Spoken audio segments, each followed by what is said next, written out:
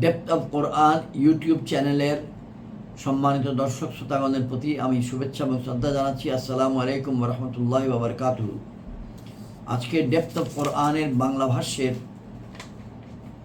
63তম পর্ব উপস্থাপন করব ইনশাআল্লাহ। প্রথমে তেলাওয়াত এবং পরবর্তীতে অর্থ। আজকে আমরা 137 নম্বর আয়াত থেকে 156 নম্বর আয়াত উপস্থাপন করব ইনশাআল্লাহ। আজ 27শে এপ্রিল 2025 খ্রিস্টাব্দ, বাংলাদেশে অনুষ্ঠিত হিজরি ক্যালেন্ডার মোতাবেক 28শে শাওয়াল 1446 হিজরি এবং 14ই বৈশাখ 1432 বাংলা সন। আমরা উপস্থাপন করছি, তেলাওয়াত করছি পবিত্র কোরআনের সপ্তম সূরা, সূরা আল আরাফ থেকে। আমরা সূরা আল আরাফের 136 নম্বর আয়াত পর্যন্ত 4টি পর্বে উপস্থাপন করেছি। সূরা আল আরাফের নামকরণ হয়েছে একটি শব্দ থেকে, সেই শব্দটি হলো আরাফ। আরাফ বহুবচন, একবচন হচ্ছে ওরফ, অর্থ হচ্ছে উঁচু জায়গা। জান্নাত এবং জাহান্নামের মাঝখানে একটি উঁচু জায়গা থাকবে, যেখানে ওই সব লোক স্থান পাবেন যাদের নেকি এবং বদি, ভালো এবং মন্দ সমান সমান থাকবে। তারা প্রার্থনা করতে থাকবে তারা যেন জান্নাতে যেতে পারে, তারা প্রার্থনা করতে থাকবেন যারা যেন জাহান্নাম থেকে মুক্তি পান। সূরা আরাফের নামকরণ এবং ক্ষুদ্রাতি ক্ষুদ্র সারমর্ম আমরা এখন থেকে নিয়ে 61 নম্বর পর্ব, 60 নম্বর পর্ব, 59 নম্বর পর্বে বলেছি। আজকে আবার নতুন করে বলছি না। গত পর্বেও ছিল মূসা আলাইহিস সালাম এবং ফিরআউনের মধ্যে ইন্টারেকশন, তাদের মধ্যে যে ঘটনা, কথোপকথন, লাঠি ফেলে দিলে সাপ হয়ে যায় এবং ফিরআউনের জাদুঘরদের যত সাপ ছিল সেগুলো খেয়ে ফেলা ইত্যাদি আমরা আলোচনা করেছি। এবং আমরা গত পর্বে সর্বশেষ আলোচনা করেছিলাম 136 নম্বর আয়াতে, যেখানে আল্লাহ রাব্বুল আলামিন বলছিলেন, আমি তাদের নিকট থেকে প্রতিশোধ নিয়েছি, অতঃপর তাদেরকে সমুদ্রে নিমজ্জিত করেছি। সমুদ্র বলতে লোহিত সাগর, রেড সি। এই জন্য যে তারা আমার নিদর্শনগুলোকে মিথ্যা প্রতিপন্ন করত এবং সেগুলো সম্পর্কে অনবগত ছিল। আমরা ওখান থেকেই আজকের আলোচনা বনি ইসরাইলগণ সম্বন্ধে। মূসা আলাইহিস সালামের সঙ্গে যারা ছিল তারা মূসা আলাইহিস সালামের ভাই এবং হযরত হারুন আলাইহিস সালাম এবং মূসা আলাইহিস সালামের সঙ্গে তার কওমের, তার সম্প্রদায়ের যে ইন্টারাকশন, কথাবার্তা, আচার আচরণ ইত্যাদি হবে। মূসা আলাইহিস সালাম আল্লাহর কাছে আরজি করেছিলেন, আল্লাহকে দেখতে চান। তার জন্য আল্লাহ রাব্বুল আলামিন তাকে তুর পাহাড়ের কাছে নিয়ে গিয়েছিলেন। আল্লাহ বলেছিলেন যে দেখতে পাবে না, তিনি বলেছিলেন দেখতে চাই। তখন আল্লাহ এক শর্তে রাজি হয়েছিলেন যে সেই শর্ত পুরো হলে তুমি দেখবা। এই আলোচনাগুলি আজকে এখানে আছে এবং মূসা আলাইহিস সালামের 40 দিনের অনুপস্থিতিতে তারা যে আবারও ঈমান থেকে বিচ্যুত হয়ে গেল, সেই কথাগুলো এখানে আছে। আমরা এখন মূল আলোচনায় চলে যাচ্ছি। প্রথমে দরুদ শরীফ। আল্লাহুম্মা সাল্লি আলা মুহাম্মাদিন ওয়া আলা আলি মুহাম্মাদিন কামা সাল্লাইতা আলা ইব্রাহিম ওয়া আলা আলি ইব্রাহিম ইন্নাকা হামিদুম মাজিদ।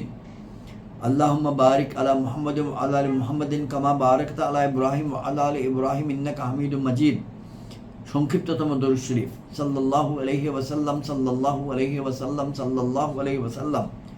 আরেকটি ক্ষুদ্র এক বাক্যের দরুদ শরীফ, আল্লাহুম্মা সাল্লি আলা সাইয়্যিদিনা মুহাম্মাদিন ওয়াসিলাতি ইলাইকা ওয়া আলিহি ওয়াসাল্লিম। আল্লাহুম্মা সাল্লি আলা সাইয়্যিদিনা মুহাম্মাদিন ওয়াসিলাতি ইলাইকা ওয়া আলিহি ওয়াসাল্লিম। আল্লাহুম্মা সাল্লি আলা সাইয়্যিদিনা মুহাম্মাদিন ওয়াসিলাতি ইলাইকা ওয়া আলিহি ওয়াসাল্লিম।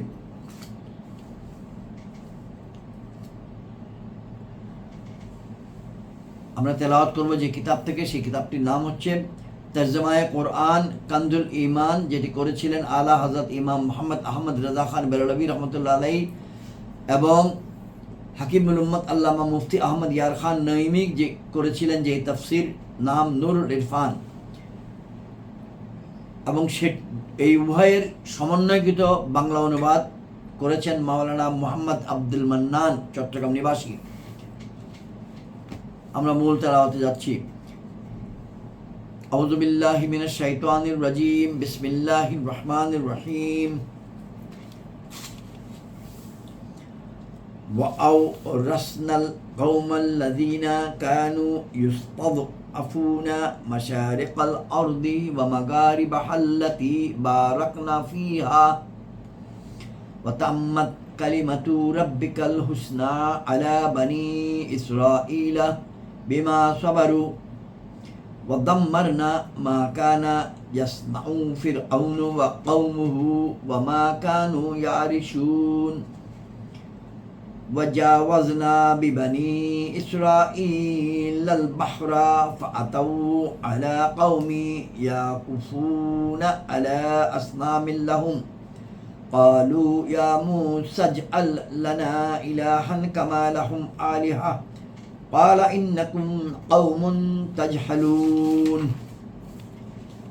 إِنَّ هَٰؤُلَاءِ مُتَبَّرٌ مَا هُمْ فِيهِ وَبَاطِلٌ مَا كَانُوا يَعْمَلُونَ قَالَ أَغَيْرَ اللَّهِ أَبْغِيكُمْ إِلَٰهًا وَهُوَ فَضَّلَكُمْ عَلَى الْعَالَمِينَ وَإِذْ أَنْجَيْنَاكُمْ مِنْ آلِ فِرْعَوْنَ يَسُومُونَكُمْ سُوءَ الْعَذَابِ يُقَتِّلُونَ أَبْنَاءَكُمْ وَيَسْتَحْيُونَ نِسَاءَكُمْ وَفِي ذَلِكُمْ بَلَاءٌ مِّن رَّبِّكُمْ عَظِيمٌ وَكَانَ أَمْرُ مُوسَىٰ 30 لَيْلَةً وَأَتْمَمْنَاهَا بِعَشْرٍ فَتَمَّ مِيقَاتُ رَبِّهِ 40 ليلة وقال موسى لأخيه هارون اخلفني في قومي وأصلح ولا تتبع سبيل المفسدين ولما جاء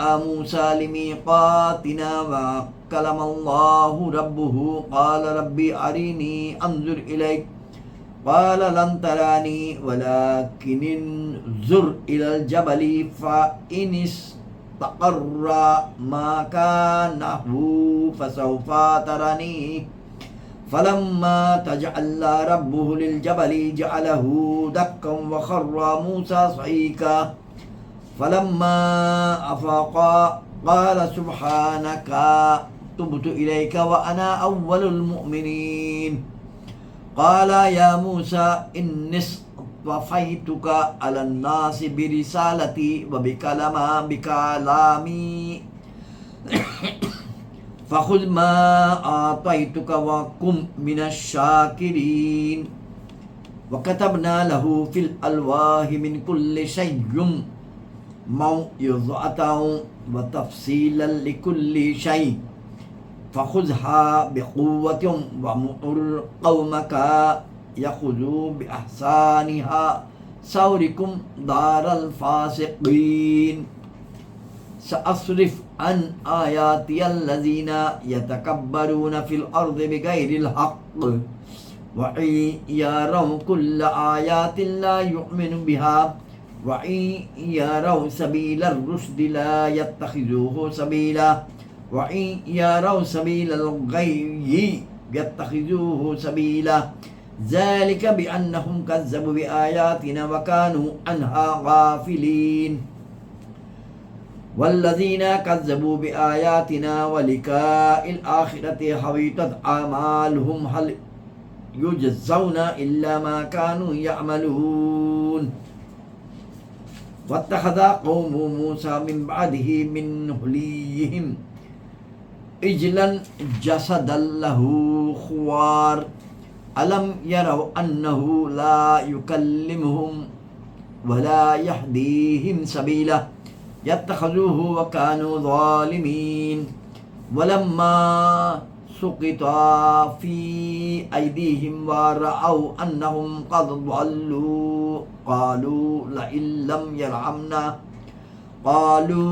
لئن لم يرحمنا ربنا ويغفر لنا لنكونن من الخاسرين ربنا يغفر لنا لنكونن من الخاسرين ولما رجع موسى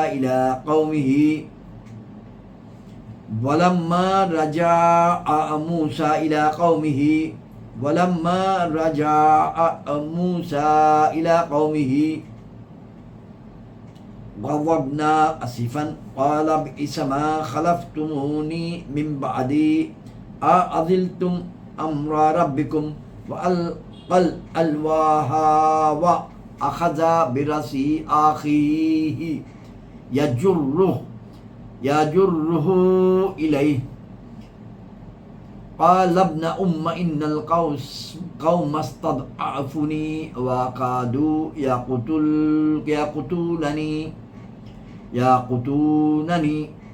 يقتلونني فلا تشمد بي الأعضاء ولا تجعلني مع القوم الظالمين قال رب اغفر لي ولأخي وأدخلنا في رحمتك وأنت أرحم الراحمين قال رب اغفر لي ولأخي وأدخلنا في رحمتك وأنت أرحم الراحمين إن الذين اتخذوا العجل سينالهم غضب من ربهم وذلة في الحياة الدنيا وكذلك نجزي المفترين والذين عملوا السيئات ثم تابوا من بعدها وآمنوا إن ربك من بعدها لغفور رحيم ولما سكت أم موسى الغضب أخذ الألواح وفي نسختها هدى ورحمة للذين هم لربهم يرهبون واختار موسى قومه 70 رجلا لميقاتنا فلما أخذتهم الرجفة قال ربي لو شئت أهلكتهم من قبل وإياه أتهلكنا بما فعل السفهاء منا إن هي إلا فتنتك تضل بها من تشاء وتهدي من تشاء أنت ولينا فاغفر لنا وارحمنا وأنت خير الغافرين واكتب لنا في هذه الدنيا حسنة وفي الآخرة إنا هدنا إليك قال عذابي أصيب به من أشاء ورحمتي وسعت كل شيء فسأكتبها للذين يتقون ويؤتون الزكاة والذين هم بآياتنا يؤمنون صدق الله العظيم صدق الله المولانا العظيم وصدق رسوله النبي الكريم আমরা এখন বাংলা অর্থ উপস্থাপন করছি 137 নম্বর আয়াত সূরা আল আরাফ এবং আমি ওই সম্প্রদায়কে যাদেরকে দমিয়ে রাখা হয়েছিল ওই ভূখণ্ডের পূর্ব পশ্চিমের মালিক করেছি যাতে আমি বরকত রেখেছি এবং তোমার রবের উত্তম প্রতিশ্রুতি বনি ইসরাইলের উপর পূর্ণ হয়েছে তাদের ধৈর্যের প্রতিদান স্বরূপ আর আমি ধ্বংস করে দিয়েছি যা কিছু ফেরআউন ও তার সম্প্রদায় গড়ত এবং যেসব প্রাসাদ তারা নির্মাণ করত 138 এবং আমি বনি ইসরাইলকে সমুদ্র পার করিয়ে দিয়েছি সমুদ্র মানে লোহিত সাগর বা দ্য রেড সি নীল নদী নয় এবং আমি বনি ইসরাইলকে সমুদ্র পার করে দিয়েছি অতঃপর তাদের এমন এক সম্প্রদায়ের নিকট আগমন ঘটল যারা আপন আপন প্রতিমার সামনে আসন পেতে বসেছিল বলল হে মূসা আমাদের জন্য একটা এমন খোদা বানিয়ে দাও যেমন তাদের জন্য এতগুলো খোদা রয়েছে বলল তোমরা নিশ্চয়ই একটা মূর্খ সম্প্রদায়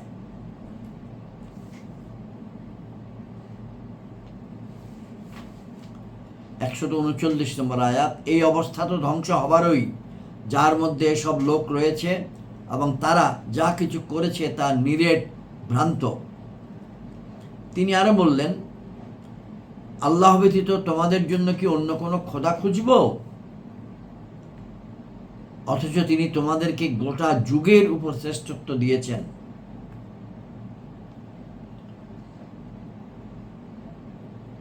এবং স্মরণ করো যখন আমি তোমাদেরকে 141 নম্বর আয়াত এবং স্মরণ করো যখন আমি তোমাদেরকে ফিরআউনের অনুসারীদের হাত থেকে উদ্ধার করেছি যারা তোমাদের নিকট তোমাদেরকে নিকৃষ্ট শাস্তি দিত তোমাদের পুত্র সন্তানকে হত্যা করত এবং তোমাদের কন্যাদের জীবিত রাখত আর সেটার মধ্যে তোমাদের রবের মহা অনুগ্রহ রয়েছে 142 এবং আমি অর্থাৎ আল্লাহ রাব্বুল আলামিন বলছেন, এবং আমি মূসার সাথে 30 রাতের ওয়াদা করেছি এবং সেগুলোর মধ্যে আরও 10টা বৃদ্ধি করে পূর্ণ করেছি।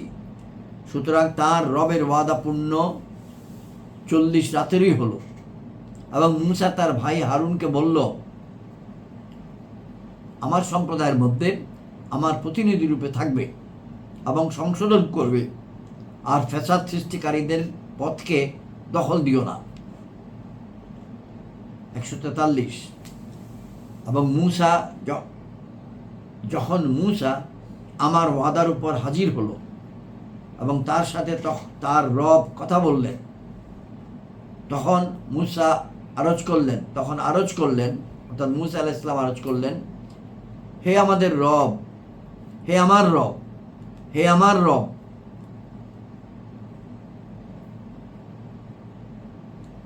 আমাকে আপন দর্শন দাও, আমি তোমাকে দেখব। তিনি বললেন,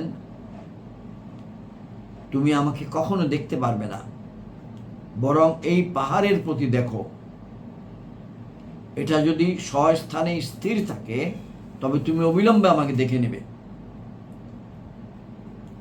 অতঃপর যখন তার রব পাহাড়ের উপর আপন নূর বিচ্ছুরিত করলেন, তখন তা সেটাকে চূর্ণ বিচ্ছিন্ন করে দিল, আর মূসা সংজ্ঞাহীন হয়ে পড়ে গেল।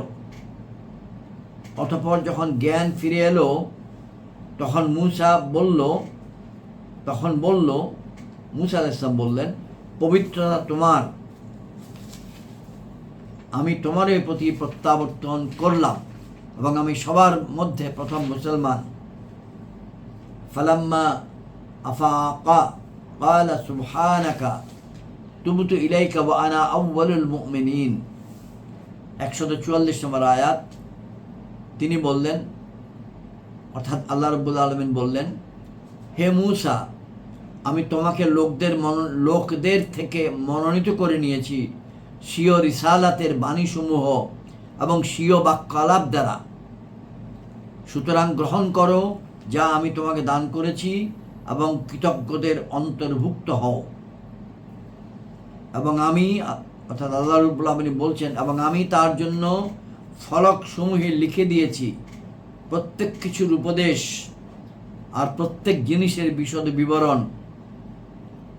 এবং বললেন, হে মূসা, সেটা শক্তভাবে ধরো এবং স্বীয় সম্প্রদায়কে নির্দেশ দাও যেন সেটার উত্তম কথাগুলো গ্রহণ করে নেয়। শীঘ্রই আমি তোমাদেরকে দেখাবো নির্দেশ অমান্যকারীদের ঘর। 146। এবং আমি আমার নিদর্শনসমূহ থেকে তাদেরকে ফিরিয়ে দেব যারা পৃথিবীতে অন্যায়ভাবে নিজেদের অহংকার প্রকাশ করতে চায়। আর যদি তারা সমস্ত নিদর্শনও দেখে নেয়, তবুও তারা সেগুলোর উপর ঈমান আনবে না। এবং যদি হিদায়াতের পথও দেখে নেয়, তবুও তাতে চলা পছন্দ করবে না। আর ভ্রান্তির পথ দেখলে সেটা দিয়ে চলার জন্য উপস্থিত হয়ে যাবে। এটা এই কারণে যে তারা আমার নিদর্শনগুলোকে মিথ্যা প্রতিপন্ন করেছে এবং সেগুলো সম্বন্ধে গাফিল হয়ে থাকে। 147। এবং যারা আমার নিদর্শনসমূহ ও আখিরাতের সাক্ষাৎকে অস্বীকার করলো, তাদের সমস্ত কৃতকর্ম নিষ্ফল হয়ে গেল। তারা কি প্রতিফল পাবে? কিন্তু তাই পাবে যা তারা করত। 148। এবং মূসার পর তার সম্প্রদায় তাদের অলঙ্কারাদি দ্বারা এক গোবৎস, গরুর বাছুর গড়ে বসল। এক প্রাণহীন দেহ গাভীর মতো আওয়াজ করত। তারা কি দেখলো না যে তা তাদের সাথে না কথা বলছে এবং না তাদেরকে কোনো পথ দেখাচ্ছে? তারা সেটাকে গ্রহণ করেছে আর তারা ছিল জালিম। এবং যখন তারা অনুতপ্ত হলো এবং বুঝতে পারলো যে তারা বিপদগামী হয়েছে, তখন তারা বলল, যদি আমাদের রব আমাদের উপর দয়া না করেন এবং আমাদেরকে ক্ষমা না করেন, তবে আমরা ধ্বংস হয়ে যাব।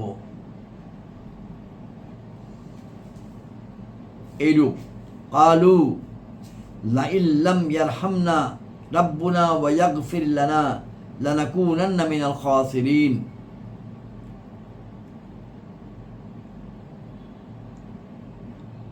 আদম আলাইহিস সালাম এবং হাওয়া আলাইহিস সালামও মুনাজাত করেছিলেন, রব্বানা যালামনা আনফুসানা ওয়া ইল্লাম তাগফির লানা ওয়া তারহামনা আনতা মাওলানা ফানসুরনা আলাল কওমিল কাফিরিন। রব্বানা যালামনা আনফুসানা ওয়া ইল্লাম তাগফির লানা ওয়া তারহামনা লানাকুনান্না মিনাল খাসিরিন। রব্বানা যালামনা আনফুসানা ওয়া ইল্লাম তাগফির লানা ওয়া তারহামনা। এই দোয়াটা করেছিলেন কখন? যখন তারা নিজেদের ভুল বুঝতে পেরেছিলেন যে আল্লাহ, আপনি যদি আমাদেরকে ক্ষমা না করেন আমরা নিশ্চয়ই ধ্বংস হয়ে যাব। এবং একই ভাষা এখানে হচ্ছে, আমাদের উপর দয়া না করেন, আমাদেরকে ক্ষমা না করেন, তবে আমরা ধ্বংস হয়ে যাব। 150। এবং যখন মূসা স্বীয় সম্প্রদায়ের নিকট প্রত্যাবর্তন করল রাগে পরিপূর্ণ ও ক্ষুব্ধ অবস্থায়, বলল, তোমরা আমার পরে আমার কতই নিকৃষ্ট প্রতিনিধিত্ব করেছ। তোমরা কি তোমাদের রবের নির্দেশের পূর্বে তরা করলে? এবং ফলকগুলো ফেলে দিল আর আপন ভাইয়ের মাথার চুল ধরে নিজের দিকে টানতে লাগলো। বলল, হে আমার সহোদর, সম্প্রদায়ের লোকেরা আমাকে দুর্বল মনে করেছে।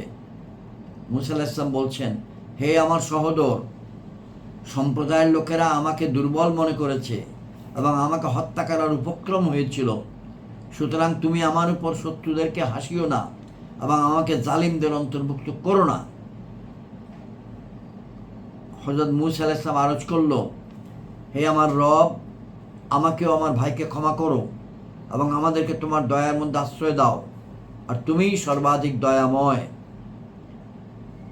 ক্বালা রব্বিগফিরলি ওয়া লিআখি ওয়াদখিলনা ফি রাহমাতিকা ওয়া আনতা আরহামুর রাহিমিন। নিশ্চয়ই ওই সব লোক যারা গোবৎসকে গ্রহণ করে বসেছে, অবিলম্বে তাদের উপর তাদের রবের ক্রোধ ও লাঞ্ছনা আপতিত হবে পার্থিব জীবনে, এবং আমি এভাবে প্রতিফল দিয়ে থাকি মিথ্যা রচনাকারীদেরকে। এবং যারা অসৎ কার্যাদি করেছে এবং সেগুলোর পরে তাওবা করেছে ও ঈমান এনেছে, অতঃপর তোমার রব এরপরে ক্ষমাশীল, দয়ালু, গফুরুর রহিম। 154 নম্বর আয়াত। এবং যখন মূসার রাগ প্রশমিত হলো, তখন তিনি ফলকগুলো তুলে নিলেন, আর সেগুলো লিখিত বিষয়দের মধ্যে হিদায়াত ও রহমত রয়েছে ওই সব লোকের জন্য যারা আপন রবকে ভয় করে। টিকায় দেওয়া আছে ফলকগুলোতে যে মূলনীতিগুলো লেখা ছিল সেগুলো পাওয়া গেল, বিশদ অংশটি ভেঙে গেছিল, পাওয়া যায়নি। আল্লাহ রাব্বুল আলামিন তুলে নিয়েছেন সেটা আবার। এবং মূসা আপন সম্প্রদায় থেকে 70 জন লোককে আমার, আল্লাহ রাব্বুল আলামিন বলছেন, আমার প্রতিশ্রুতির জন্য মনোনীত করল। অতঃপর যখন তাদেরকে ভূমিকম্প পেয়ে বসলো, তখন মূসা আরজ করল, হে আমার রব, তুমি ইচ্ছা করলে তো পূর্বেই তাদেরকে আমাকে ধ্বংস করে দিতে পারতে। তুমি কি আমাদের ওই কাজের জন্য ধ্বংস করবে যা আমাদের নির্বোধ লোকেরা করেছে? ওটা তো নয়, কিন্তু তোমার পরীক্ষা করা, মানে ওটা তো তোমার একটা পরীক্ষা ছিল। তুমি তা দ্বারা বিপদগামী করো যাকে চাও এবং সৎপথে পরিচালিত করো যাকে ইচ্ছা করো। তুমি আমাদের মুনিব, সুতরাং আমাদেরকে ক্ষমা করো এবং আমাদের উপর দয়া করো, আর তুমি সর্বশ্রেষ্ঠ ক্ষমাশীল। আর আমাদের জন্য এই দুনিয়ায় কল্যাণ লিপিবদ্ধ করো এবং আখিরাতে নিশ্চয়ই আমরা তোমার প্রতি প্রত্যাবর্তন করেছি। আনতা ওয়ালিয়ুনা ফাগফির লানা ওয়ারহামনা ওয়া আনতা খায়রুল গাফিরিন ওয়াকতুব লানা ফি হাযিহিদ দুনিয়া হাসানাতাও ওয়া ফিল আখিরাতি ইন্না হুদনা ইলাইক। বললেন, আমার শাস্তি আমি যাকে চাই দিয়ে থাকি। আল্লাহ বলছেন, আমার শাস্তি আমি যাকে চাই দিয়ে থাকি, আর আমার দয়া প্রতিটি বস্তুকে ঘিরে রয়েছে। সুতরাং অবিলম্বে আমি নিয়ামত সমূহ তাদের জন্যই লিপিবদ্ধ করে দেব যারা ভয় করে, যাকাত দেয় এবং যারা আমার নিদর্শন সমূহের উপর ঈমান আনে। 156 নম্বর আয়াত, আজকে তেলাওয়াত করেছি তার অর্থ উপস্থাপন করলাম এবং সেই মোনাজাতটি পরে শেষ করছি। রব্বানা আতিনা ফিদ দুনিয়া হাসানাতাম ওয়া ফিল আখিরাতি হাসানাতাম ওয়া কিনা আযাবান নার ওয়াদখিলনাল জান্নাতা মা'আল আবরার ইয়া আজিজ ইয়া গফফার ইয়া রাব্বাল আলামিন। রব্বানা যালামনা আনফুসানা ওয়া ইল্লাম তাগফির লানা ওয়া তারহামনা লানাকুনান্না মিনাল খাসিরিন। আদম আলাইহিস সালাম এবং হাওয়া আলাইহিস সালামের দোয়া, রব্বানা যালামনা আনফুসানা ওয়া ইল্লাম তাগফির লানা ওয়া তারহামনা লানাকুনান্না মিনাল খাসিরিন। আমিন। আসসালামু আলাইকুম ওয়া রাহমাতুল্লাহি ওয়া বারাকাতুহু।